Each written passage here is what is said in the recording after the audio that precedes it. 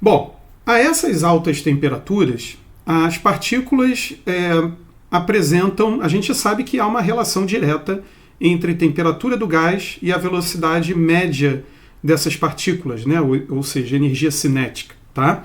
Então, com uma temperatura alta dessa, a velocidade média das partículas na coroa solar é suficiente para conseguir escapar do forte campo gravitacional do Sol. Tá? Então, apesar da força gravitacional do Sol ser forte o suficiente para segurar boa parte desse gás, muitas dessas partículas escapam a velocidades altíssimas, com velocidades supersônicas, tá? Da ordem de milhões de quilômetros por hora, formando assim um fluxo contínuo chamado de vento solar. O vento solar ele é constituído principalmente de prótons e elétrons, uma vez que as partículas, os átomos nessa região está altamente ionizado, né? E como o principal elemento aí é o hidrogênio, então as partículas que vão escapar e constituir o vento solar são principalmente prótons sem os elétrons, né? Com os elétrons livres.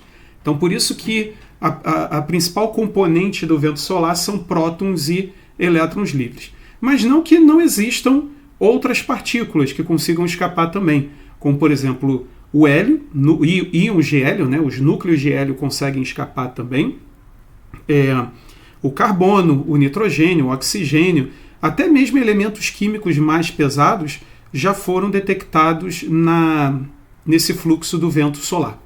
Ok?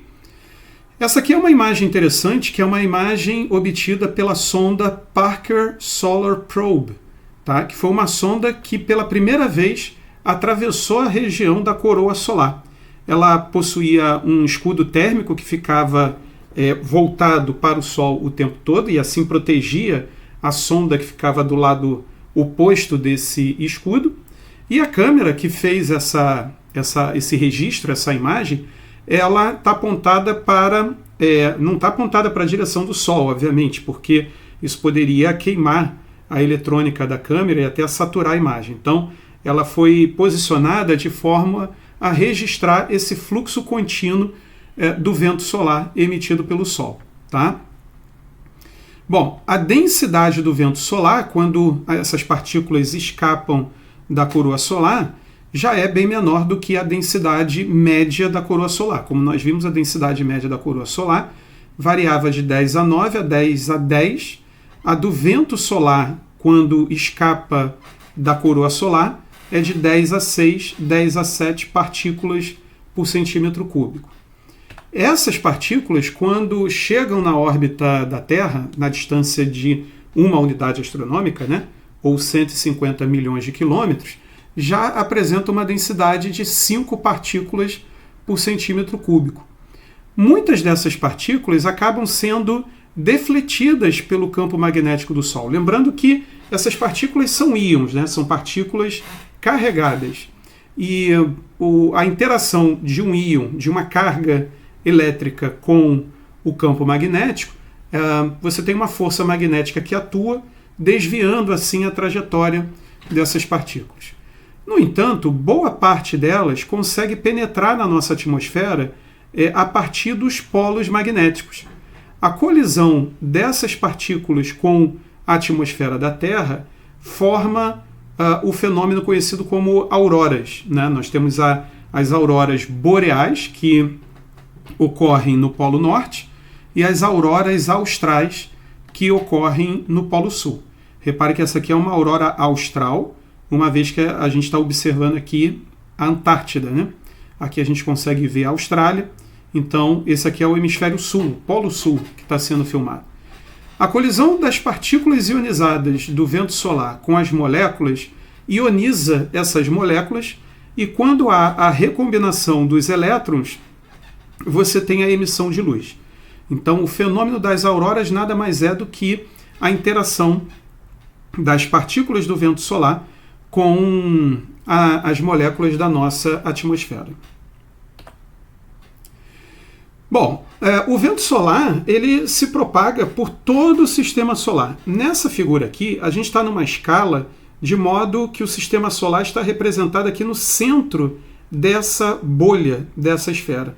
Essa bolha representa o plasma do vento solar se espalhando por todo o sistema solar, viajando a velocidades supersônicas. Tá? Esse plasma, essa bolha, ela é chamada de heliosfera. A heliosfera tem duas estruturas. Ela tem uma estrutura mais interna e com uma simetria mais esférica. Tá? As velocidades das partículas do vento solar dentro dessa região são velocidades supersônicas. Ok? E nessa segunda estrutura, as velocidades das partículas elas caem abruptamente para velocidades subsônicas por conta da presença, né, ou do choque com as partículas do meio interestelar. Veja, as estrelas também apresentam o fenômeno do vento estelar. Elas também emitem partículas, um fluxo contínuo de partículas para todas as direções. Então, quando as partículas do vento solar encontram as partículas do meio interestelar, vindo de outras estrelas, você tem uma redução drástica da velocidade dessas partículas, passando de uma velocidade supersônica para uma velocidade subsônica. Tá? Isso forma essa primeira região de choque, chamada de termination shock. Então, o termination shock é a região de choque formada quando o vento solar desacelera drasticamente ao colidir com partículas do meio interestelar. Essa região ela ocorre a uma distância de 84 a 95 unidades astronômicas do Sol. Tá?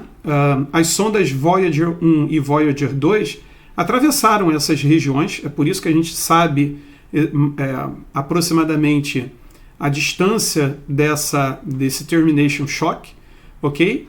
Essas sondas atravessaram essa região na primeira década desse século, tá? Só para você ter uma comparação aqui com as estruturas do sistema solar, o cinturão de Kuiper, que é uma região onde se encontram os núcleos cometários, né? E alguns asteroides, essa região é uma região além da órbita de Netuno. Ela começa em aproximadamente 30 unidades astronômicas e vai até 50 unidades astronômicas. O Plutão, por exemplo, ele está a uma distância de 40 unidades astronômicas, ou seja, Plutão é um objeto do cinturão de Kuiper, até por isso da reclassificação de Plutão para planeta não, né? Ele deixou de ser considerado um planeta e passou a ser classificado como planeta não, ok? O cinturão de Kuiper, então, está dentro dessa primeira bolha, né, do termination shock, ok? Bom, a segunda região, que é essa Helios Heat, ela é uma região densa e quente entre o termination shock e a heliopausa. Nessa região, a velocidade das partículas do vento solar já tem uma velocidade subsônica, ok? Ela, obviamente, é uma região mais densa, né? As partículas ficam mais concentradas, justamente por conta dessa desaceleração provocada pelo meio interestelar. A heliopausa, que é essa região mais, digamos assim, irregular, né? E ela toma essa forma irregular por conta do movimento do Sol. A direção do movimento do Sol nessa figura está para a esquerda. Por isso você tem a heliopausa tomando um formato mais irregular. A heliopausa é essa região justamente em que a pressão provocada pelo vento solar, pelo gás, pelo plasma do vento solar, se iguala à pressão do meio interestelar. Isso ocorre a uma distância de aproximadamente 120 unidades astronômicas. Então, quer dizer, como as pressões aqui se igualam, as partículas do vento solar não conseguem mais estender essa região da heliosfera solar para distâncias maiores para o Sol. Tá? Bom, e o Bowl Shock é uma região de choque equivalente ao Termination Shock, tá? só que uma região de choque para as partículas do meio interestelar. Elas também são desaceleradas devido a essa interação com as partículas do vento solar e por isso formam esse arco, essa região de choque, que para alguns astrônomos acreditam que a densidade dessas partículas do meio interestelar não é alta o suficiente para a formação desse arco. Tá? Esse arco nunca foi observado, nunca foi medido, então é apenas uma suposição, uma hipótese, ok? Mas tanto o Termination Shock quanto a heliopausa já foram medidos pelas sondas Voyagers. Tá? Na última década, ambas as sondas atravessaram a heliopausa. Tá? A última a sair dessa região da heliosfera foi a Voyager 2, que ocorreu em 2018.